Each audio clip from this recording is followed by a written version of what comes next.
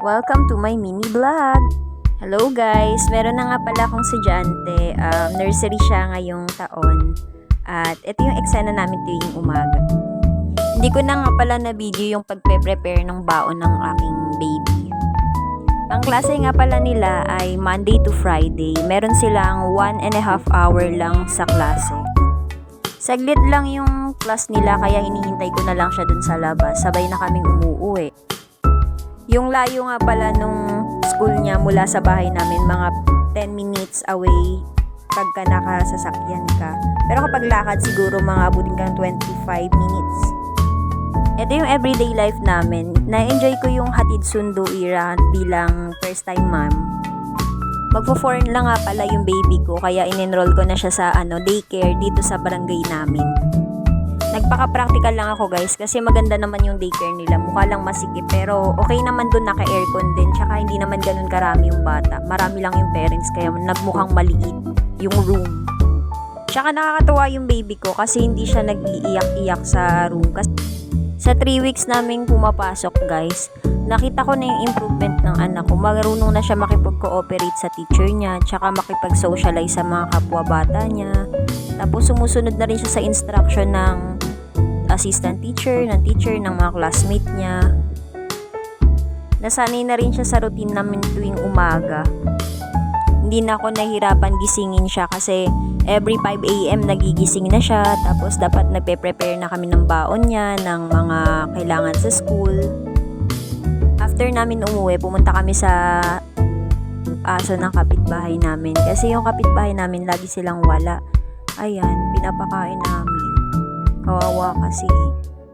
At saka tong anak ko mahilig talaga sa animals. Feeling ko nga nagpapalaki ako ng little lance eh. Joke lang. Pero totoo guys, mahilig talaga to sa animals. Mahilig yan mag ng mga aso, pusa, basta mga animals. Alam mo, every year nasa zoo kami. Dinagala namin siya dun kasi natutuwa yan sa mga animals. Yung request niya nga sa birthday niya, pumunta daw kami ng Ocean Park kasi gusto niya makakita ng shark. Malapit na yon kaya eto nagpe-prepare na kami papuntang Ocean Park. Hapon na nga pala nito guys, kaya lumabas kami. Naghahanap din siya ng sopas. Kaya naisip ko mag-sopas na lang kami for dinner. Bago kami mamalengke, lumakad-lakad muna kami dun sa may palayan. Kasi dito sa may malapit sa subdivision, meron ditong palayan banda.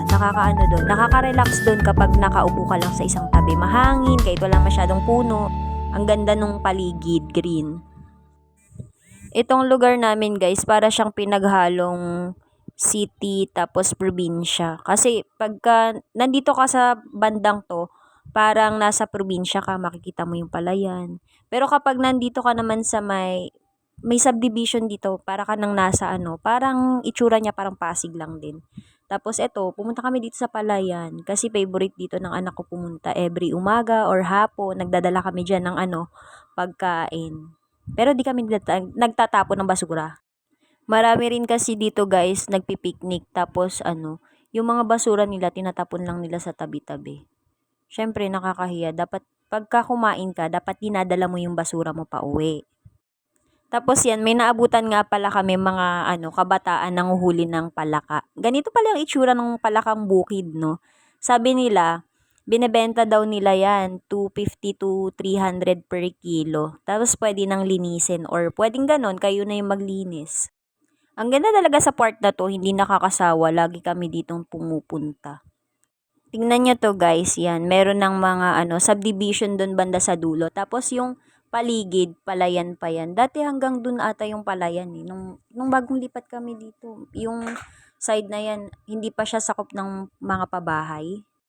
Ayan, dapat ngayong month na to may nagtatanim na ng palay. Maganda na dapat yung palayan na yan. Kaso nga lang, ang init kasi kaya yung mga farmer hindi pa sila nakakapagtanim. Kasi tuyong-tuyo pa yung mga lupa. Pumunta na nga pala kami dito sa mini Talipapanong subdivision. Ito, ayan yung mga tinda nila. Bumili lang pala ako ng repolyo tsaka ng nor cubes. Ano pa? Yan lang. Kasi may iba naman akong gulay sa bahay. Tsaka chicken. May stocks na. Ayun lang, repolyo. Ito guys, pababa. Pababa sa amin. Yung bahay namin nasa gitna eh. ayun, yung dulo, ano namin yan, kapitbahay. Pero mga pusa yung nakatira doon. Tapos may nakatira din sa likod namin, mga malayo. Tapos may nakatira din sa harap namin, medyo malayo din. Kaya kahit mag-ingay ka, walang magrereklamo dito.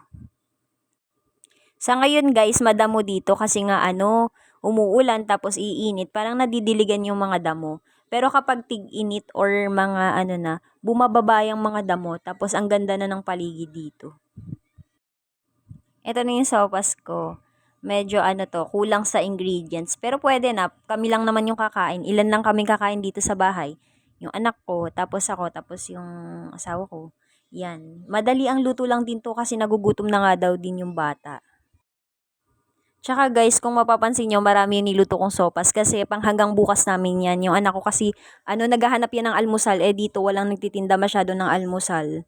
Pag nagluluto sila dito, parang diretso lunch na, ganun. Tsaka guys, pagpasensya nyo na yung mga pinaglulutuan ko kasi hindi pa ganun kagandahan. Syempre, pa lang naman kami, nag-uumpisa sa pagiging bukod ira namin.